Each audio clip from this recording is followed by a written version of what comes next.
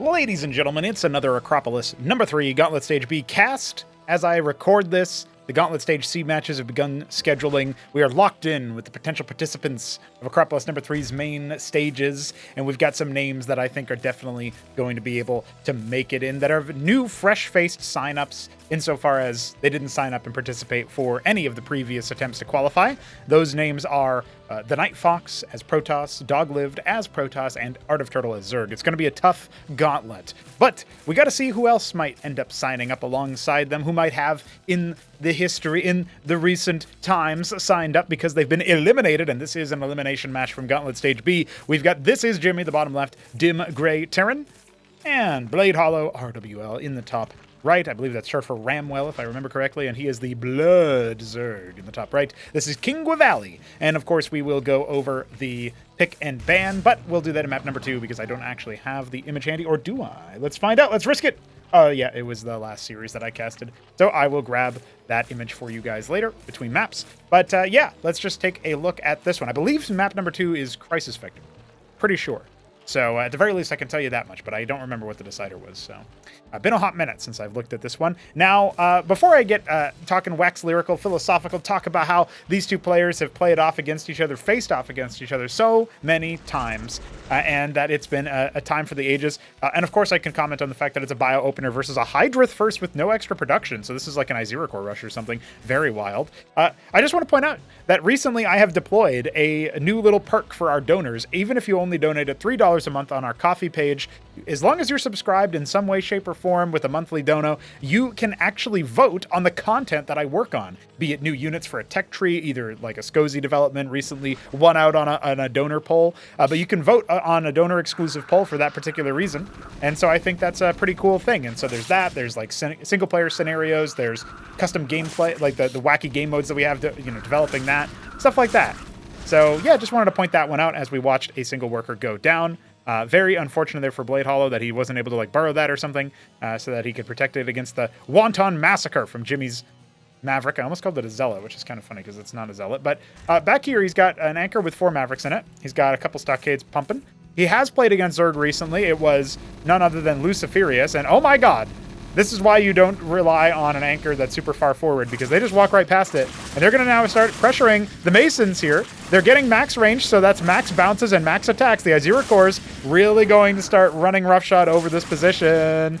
There's a lot of workers have already gone down, but Jimmy, he's standing tall with 1 worker lead compared to his opponent. The Hurricanes are doing their best. How is this, only now is he actually unloading the anchor? I can't believe it. He's losing so many workers.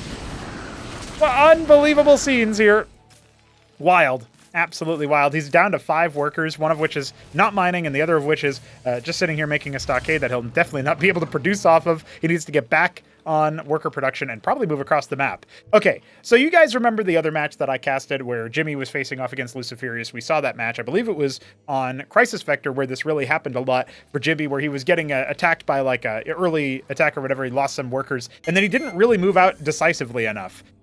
So in this situation, the only chance I think that, in a standard match between a player who is, of equivalent skill in that respect, I think the only real chance that you have is to move across the map with a counterattack, since you kept all of your military alive pretty much. I think there might have been like 1 Maverick that died at some point, but you kept most of your military alive. You've got a reasonable force. You need to do some eco damage so that you don't get put even further behind. And we can see that BladeHollow is playing this very, I would say, poorly, because even though, clearly Jimmy is not punishing him, we're looking at his Orchid Shroud. We're looking at only 3 combat units, and they're Cores. They're not going to be able to deal with this amount of Hurricanes, although he is going to apparently allow... No, never mind. He did not quite keep right-clicking, so I thought maybe all 3 of them were going to get by. As of right now, these Masons are wounded. 2 of them go down immediately, very quickly. This attack really shouldn't have done any damage, and so this is kind of what I'm talking about here. BladeHollow would have just been absolutely annihilated if Jimmy had moved across, because BladeHollow was not respecting the potential for a counter push, right? Jimmy could just right-click into his enemy's base, and he would be basically up 1-0 in the set already. Now, that might still happen, because he does have a very staggering military advantage. WTF, he says. And yeah, okay, well, why not? Why not? Maybe it started lagging or something. I'm casting this from a replay, so I don't always have all the context for why people say or do what they say or do. But I will just point out that, from a game theoretic perspective, you want to stop your opponent from getting an economic advantage. They did a cheesy strat versus you. You actually had like pretty good worker parity for a while. You want to make it so that they have to invest more into military so that they stay poor as Zerg while you start catching back up in terms of workers. I'm not saying you can just, normally you can't just win in a situation like this, because if Blade actually respected the potential for a counterpunch, which you should, given that situation, then you absolutely would be up against military, but you'd at least be able to start equalizing on the worker count, right? That's sort of like the RTS game theory there. And so I feel like Jimmy could absolutely learn to... it's not as simple as this, but you learn by trying a bunch of things differently than what you currently have done, and then seeing where the failure actually was. Was it still the right choice, but a poor execution, or what was going on here exactly? We have a Lakizalisk on the way here inside that Ovalith, but there's 2 more for the defense, so really even this Atarosk shouldn't exactly go down. There's no workers on it. He's actually going to ignore that base. Okay, so this isn't too terrible for Blade. He's not burrowing his lake, because I actually don't know what he's doing right now. Looks like he's going to go ahead and do it now. But now the Harakans are right on top of it, and it feels like this is going to be enough for Jimmy to just bowl him over. Okay, there's the other one that unloads. That ends up being really important, because I don't think Jimmy's realized that he's getting under attack from a lake, because he might think it's inside the mineral line, or maybe he just wants to do as much economic damage as possible, and it seems like it's working to me. That's a lot of damage. Oh no, he's on attack move. He's just attacking on Izira Core instead of finishing off some more workers. He actually could have had a temporary worker advantage in that position. Meanwhile, money is shot up for both players, especially the Zerg. Blade definitely struggling to keep his money spent, even though he's got idle larva. Just trying to put out one fire, right, at a time. By the way, something I didn't really comment on. Yeah, fuck that Hurakan. I can't believe you just lit him on fire. Dude, that's Ahmed. He's supposed to be flame-proof. Anyway, I think one thing I forgot to mention about Kingu Valley in particular is, obviously, this is something I try to point out every time we're on this map, because even though it's a map that a lot of people seem to be fine to play on, a lot of the times it'll be the decider, or maybe, it doesn't end up showing up in the veto because people want to play Near Impact and Crisis Vector instead. Those are the pretty common ones. Serenity, another common one. This is mapped by BittyB, and this map has those diagonal resource fields for the minerals. And so this actually does slow down your economic ramp up, which I feel like makes these kinds of early cheeses all the more deadly for the player doing the cheese. It's going to be really hard, I think, for Blade to close this, in my opinion, because you just don't have the same early timings of being able to get your units across the map. However, this number of Izira cores is pretty high, and 3 are earmarked for a drop inside the main base, so there is a watchdog here. I guess maybe Jimmy noticed, in fact, that there was an Ovalith out, and specifically it was transporting units, or that's a potential. So that's good. Unfortunately, he decided to make his ministry on the low ground, so he's going to get punished for that, and it will have to be canceled. I'm not even really sure his army can handle all these Izira cores, but I think with the Harakans helping out, yeah, it's going to be a wipe. Easy enough. Where's the drop coming? It's actually not coming because Blade forgot about it. I thought he had shift queued it in. One thing that's super easy to do. Oh, he's going to lose it. Okay, he gets all 3 out, but not ideal, losing the Ovalith for it.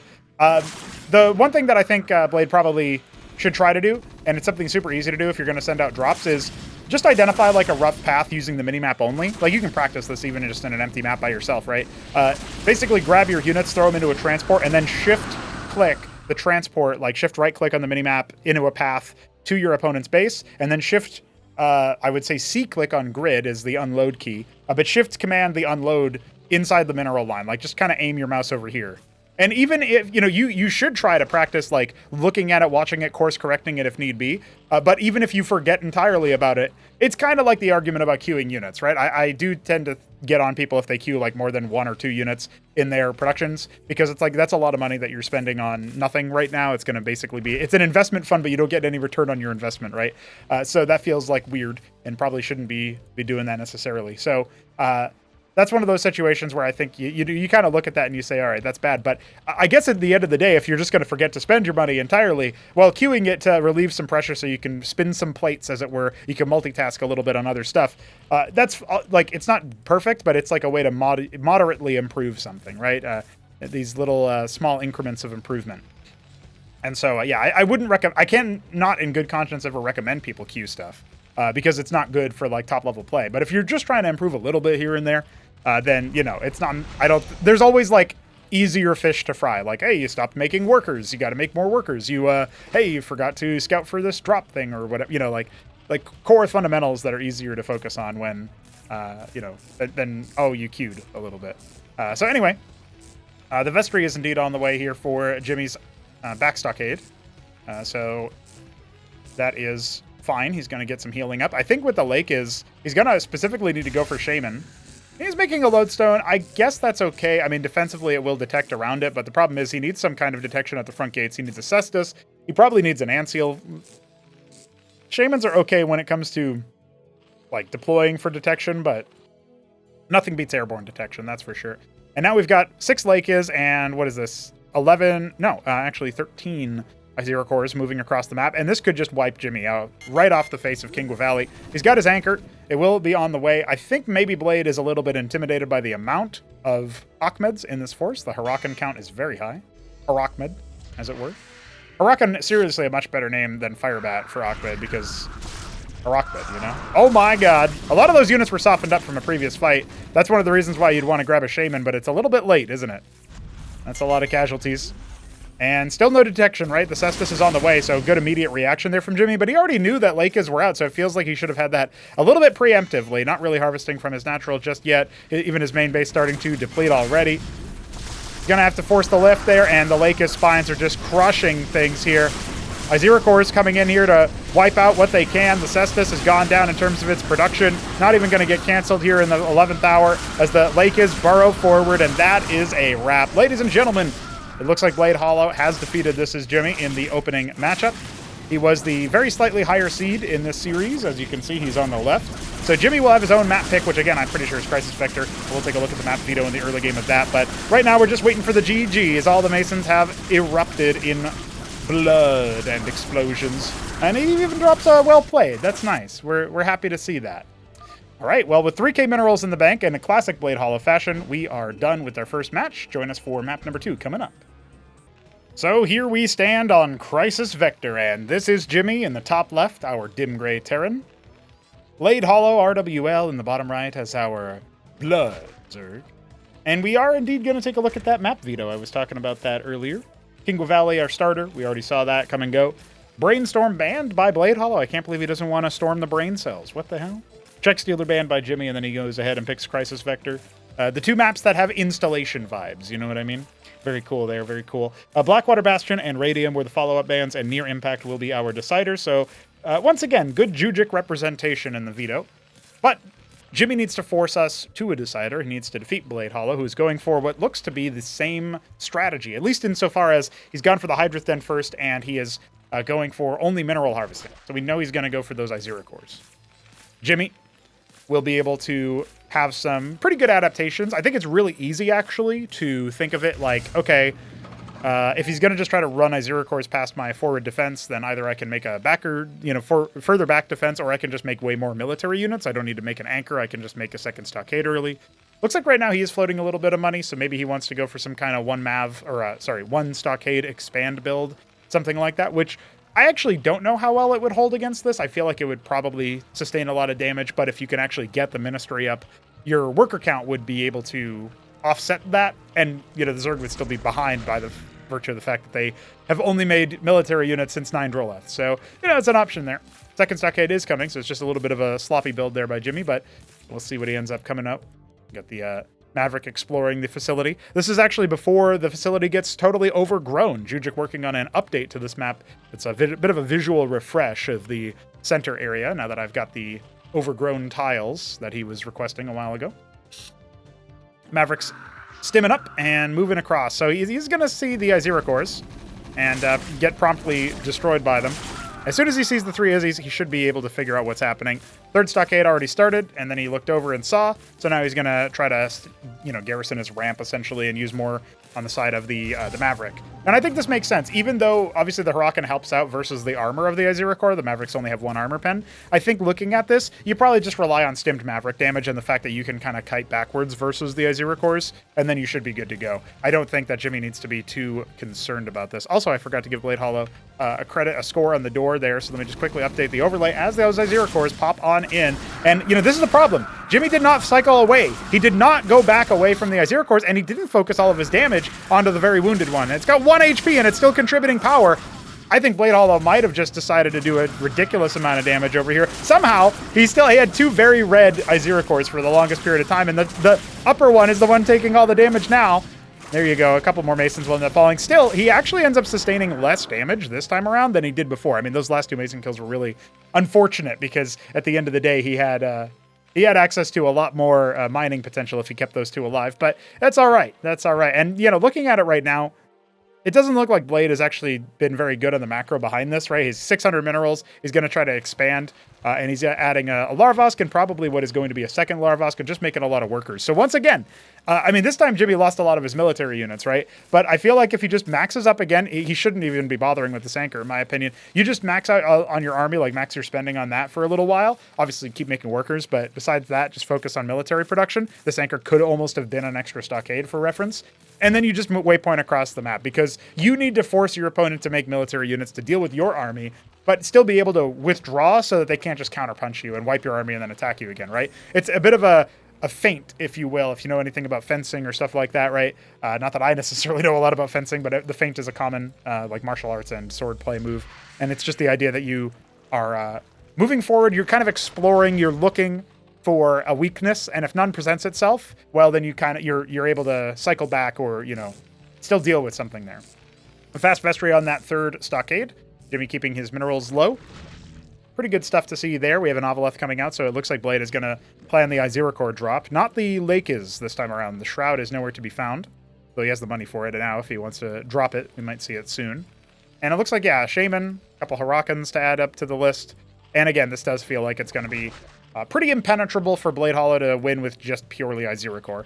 Obviously, he is harvesting Vespine, so he's not going to go pure Iziracore, but still, you get the idea. His expand is finished. I definitely feel like he needs more military, though. Again, Jimmy could just kind of walk around, and this Ovoleth is empty. It's just going to go for a scouting mission. Technically, there was a drop in the last game, but I don't think it was particularly successful. I don't even know if Jimmy noticed it. I guess technically he did, because the Iziracores did unload, right? So he's going to go ahead and put down a Watchdog in the far corner of his base, which is fine, because it does give him a little bit of an advance warning in case a drop does come in that way. And we've got that gas cap coming on the ridge, so BladeHollow is going to go for the Zerker Shroud behind his mineral line and just see if he can't get up to Lake is yet again. Looks like the Ovoleth is on a direct intercept course once again to the place where the Watchdog is, which is very funny to me. But I don't know that Jimmy is actually going to be sort of sussed out by this. I mean, it really does... he's already immediately responding to the minimap, so in that case, very, very good. He even pre-stims, which might be a little bit much, but he does have a Shaman, and he's just kind of hunting around for where that Ovoleth actually is. He's going to snipe it, and when no corpses come out of it, when no death sounds are played, you know, okay, that had nothing in it. That was just for scouting. Now, I'm not sure if Jimmy knows that, but players who know how the game works will know that, because in Cosmonarchy, when you lose your transport, as long as it's over terrain that the units could be unloaded by, or unloaded on, then the corpses are created, and it kind of shows you, oh, okay, that's what was inside. 3 Lake is on the way. Lots of floated minerals here for Blade still. Definitely needs to work on spending those. He could even just go for a round of Droleth here if he wants to continue being greedy. But spending the money is the important part, and maybe setting up some static defense so that the bio that you did scout with that Ovoleth can't just run you over. What is that? 8 Iziracores, and we've got 5 more on the way. So it's a very similar attack timing and with a very similar amount of units that BladeHollow is setting up for. But this time around, Jimmy does have detection from the Shaman and healing as well, plus the fact that he's got plenty of bio units to boot. So feels like he's in a much better position now. He's going to add more Watchdogs, which is, this is 400 minerals. It's not nothing. That could have been a ministry. So it feels like maybe he's delaying a little bit too much, but he just wants to stop the drops from even getting into his base so he doesn't have to dedicate workers, or units rather, to respond to it before his workers go up in smoke. We got Cyprians coming out. Jimmy having a good time, now dropping his ministry. Let his stockades sit for a while. And worker-wise, he's actually on okay parity. Obviously, he stopped making them, but you want to be constantly making them for a good while. So we'll see how that one ends up. Ministry is coming on down. Droleths leaving the building. They are indeed waypointing towards that natural, which is exactly where Jimmy is heading. On the defense, it feels like the Lakers are going to be able to deal with this pretty well. But again, if Jimmy just kind of sets up a little bit of shop out here and maybe transitions into something that can deal with the Lakers, which I guess for a fleeting moment you could say Wraiths would be okay, but really I think you need Phalanx if you're trying to push in. Well, maybe you can get lucky with the fights though. He's going to go after that first Lakers. A bit of a whiff there that Blade allows that to happen. I do love that Jimmy pulls back here. Remember, he has healing, so he can sustain those shots, but he really needs to watch out for all of the Lakers. And now, Blade wants to try to attack forward, immediately targeting that one in the corner, and he needs to start pulling back again as the spines come out. Now, he doesn't have any more when it comes to the front line, so he really needs to respect the lake is and kind of preemptively pull back as they come out for the burrow. And now he's not even targeting the ones that are super easily able to be attacked. So this feels like maybe a bit disastrous at the end there for Gimme. But Blade is not immediately, as much blood as he might smell in the water, he's not immediately going for the attack. Kind of massing up again. Lost a lot of Izira cores. He's going to remax on them with 12. By the way, Fulcrum not here. It's Starpad and Cestus. So I think he probably just wants the Ant Seal for detection, but the Cestus will help him out. I wouldn't hate a Lodestone here as well, just to give a bit of a defensive line in case he decides to come in this way. Shamans are mostly dead. There's one that's still alive at 9 health. And another Anchor. Looks like there was a Mason, confusingly, in that one in the back, and he gets staffed by another Maverick. Probably need that unload trick with Stim if the commit comes in. Just kind of thinking about it here. I don't really see how the Lakers would be prevented from their demise otherwise. Unfortunately, the Mavericks are not stimming right now, so the DPS is a bit minimal. A couple of Clerics get mulched. All of the Izira cores pretty much dead, though. You can pull back there and just kind of let the units inside the static defense do their jobs. I'd love to see the Cyprians go in those anchors. Even the one in the back, I think that would be better. Looks like the Lakers have been held. More Izira cores on the way. 12 more on the way. Follow-up. And the one thing that the Wraith can be pretty useful here, he cancels a Fulcrum. I'm not quite sure what he's planning on doing. But the one thing that you can use the Wraiths for here, actually, is just to force a reaction. I mean, there's no Spraits here, right? They're just kind of like waypointing a single Wraith down into the mineral line to cause some havoc. Just distracts your opponent, makes them do something other than attack you. Good to split your opponent's focus when you can. That's what drops are so good for. Unfortunately, though, those Spines just killed so many of the bio units. Now, still, the Izira cores are really struggling to deal with the units inside the anchors. This one's empty. He emptied this one at some point and never filled it again. I don't know what happened there, but that is a colossal mistake. And now the Lakers are going to push on forward with no anchor to worry about. And so I feel like maybe Gimme is still not going to be able to do much here. Blade has so much money and just doesn't know how to spend it. But it might not matter as he has the Lakers and there were no mech units to try to counter it. He's right-clicking them with the Mason. I think he knows it's over. Kind of just flailing about right now, and he's got no units to speak of. The Wraith's not going to help him out too much. Even the Izira cores can deal with that. We got another dozen Izira cores moving on in, killing the anchor. The Ministry dies to Lakers, of all things. Could have lifted off, but again, not really much of a point. This anchor empty. No opportunity. GG. And Blade Hollow will proceed in the lower bracket. I believe he fights Grass Eater next. I don't know that we'll actually cast that series, but just stay tuned to this channel. And remember, you can subscribe if you want to support project development, if you want to allow for a little bit of influence of yours to spread to the project as to what content I focus my efforts on. So just remember that, and I'll try to remind everybody. I'm usually kind of bad about reminding people about the coffee page. I'll try to remind them a little bit more early on, because genuinely I think it'll help people get connected with the project a bit more to see their preferred changes or their preferred amount of content be done. You know, I'm still curating all the lists of options, so I'm never going to be like, turn it into a MOBA. But, you know, there's going to be some content out there that people can vote on. And the winner was adding more Ascosi units, right? Not to the website, but to the actual game itself. So we'll get on that as well. But, yeah, stay tuned for more updates on that front. Donate if you want to get in on the action, in on the excitement and the conversations before everybody else hears about them. And I will catch you guys very soon for more. GG.